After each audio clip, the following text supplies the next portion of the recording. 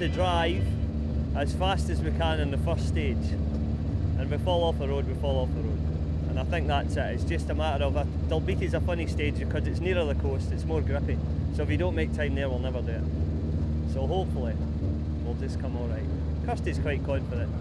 Good thing, I'm in a new car today, or a borrowed car today from Tristan Pye, so hopefully it'll be. It feels okay. I took a run in it yesterday and it's okay. So got some good tyres on, and I'm feeling quite confident. It's quite good. I've done this rally a few years like this as well, so fingers crossed. The ice will catch a lot of people out, so hopefully not me.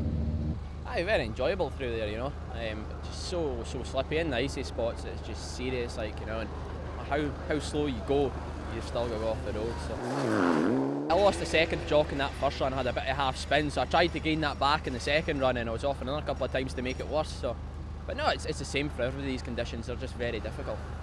The Armstrong Galloway Hills Rally and icy conditions proved too difficult for local favourite David Bogie, who slid off in the third stage at Cairn Edward on this left-hander. Just his pride was dented. David crossing in his Mitsubishi Evo 9 and another to fall foul of the ice on his second run through Dalbeattie, where at junction 12 he rolled out of the rally on this slippy corner. Go ahead. Square left, very slippy, and then square right. It's the first time I've ever been rallying up in this area in the last 15 years, so I think a little bit of a disadvantage because that first stage had a lot of little crest in it that I wasn't anticipating. We came out there third overall, and we're going to this last stage and we've clipped the 14-15 seconds off our previous time, and we're still third overall and moving forwards. Forwards most of the time for Craig Thorley in his Step 4 Mitsubishi, but here he got stuck and with no reverse gear had to rely on spectators to get him back on the straight and narrow. Seamus Donnelly was only 4 seconds slower than Armstrong on the second run through Dalbeattie, but went off in stage 3 and got stuck. John Crawford took top two-wheel drive in his Escort Mark II, ending up 12th overall at the Castle Douglas finish. Seamus O'Connell is no slouch, but the icy roads upset his style. He ended the day 18th. We're in car with Alan Carmichael again, and Ivor Lamont is keeping him right, despite the low Solway sun. 100. Care, 1 left loose and 3 right. Yep. 1 left, 3 right in. 1 left over crest, tightens to 3 left. Into bad 2 right over jump. Yep. Bad 2 right over jump here. Then 2 right in. 60. 1 left and deceptive 4 left, rock outside. The Irishman felt he had too much power in his Subaru S9 World Rally car, as he went off on several occasions, dropping him back down the field. Catching Seamus O'Connell cost him a windscreen and bonnet damage, as well as a handful of time.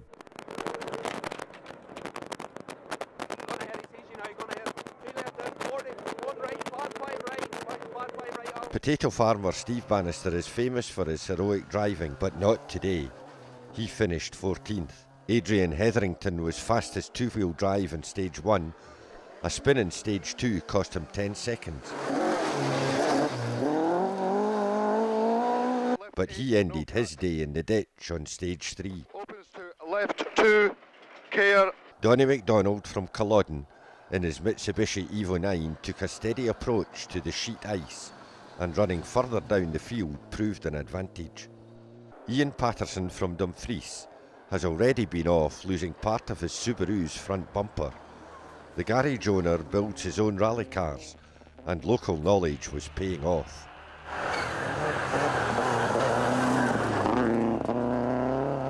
Malach Nicol from Forfar has more experience of these conditions than most, and his careful attitude paid off. David Greer borrowed his son Jonathan's Evo 9 and was on a promise not to bend it. Kenny Wills from Thornhill in Perthshire took his sponsors Peter Stewart from Thornhill in Dumfriesshire for a ride in his Mitsubishi. The co-driver had a nail-biting experience.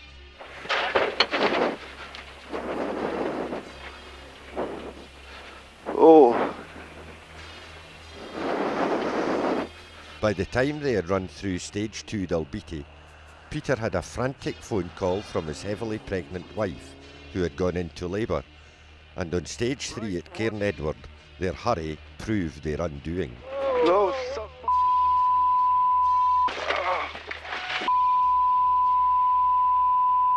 Bass, that was my fault. I'm so sorry. Hold on, Mrs. Stewart. Cross your legs. For all those who are watching this mad DVD, Peter's wife's just having a baby soon, so we need to get home. They had a boy, while Sean Sinclair in a Mitsubishi had kittens.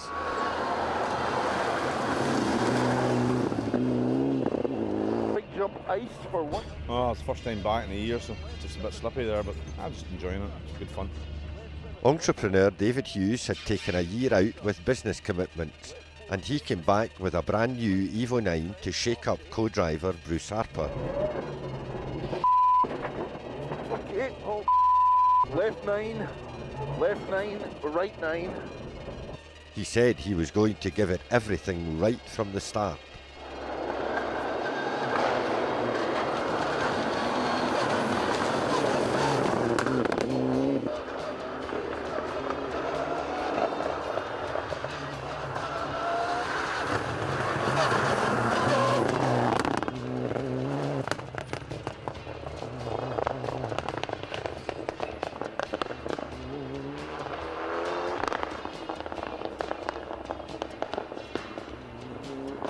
He did, but fell off the road at Bogey's Bend. Into right 1, into crest jump, into icy left 9. It's Craig. No, icy left 9. Oh, I'm in the scene. He's out. Craig Breen, in his Ford Fiesta, took first in class, despite going off for over 5 minutes.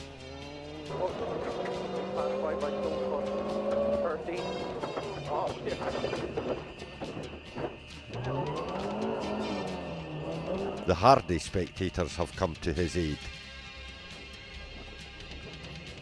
So the final stage at Glen Gap, and Jock Armstrong survived enough to take victory on his home event.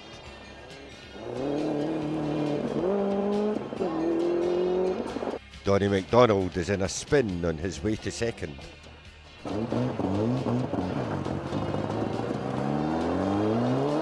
While Craig McMeekin led the Irish contingent with third overall. Fourth place went to another local man, Richard Dixon in his Subaru. And Sean Sinclair slithered into fifth place.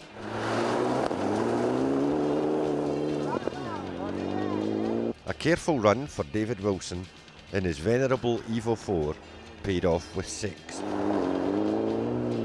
while Ian Patterson was relieved to end the day seventh.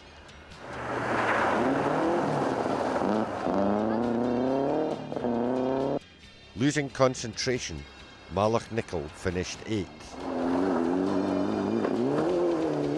And Perthshire man Scott Murray came home 9th.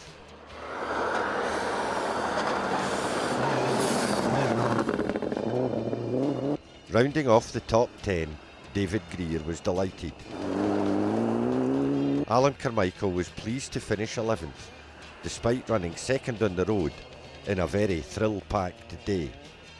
And Craig Thorley regained the road to end 17th.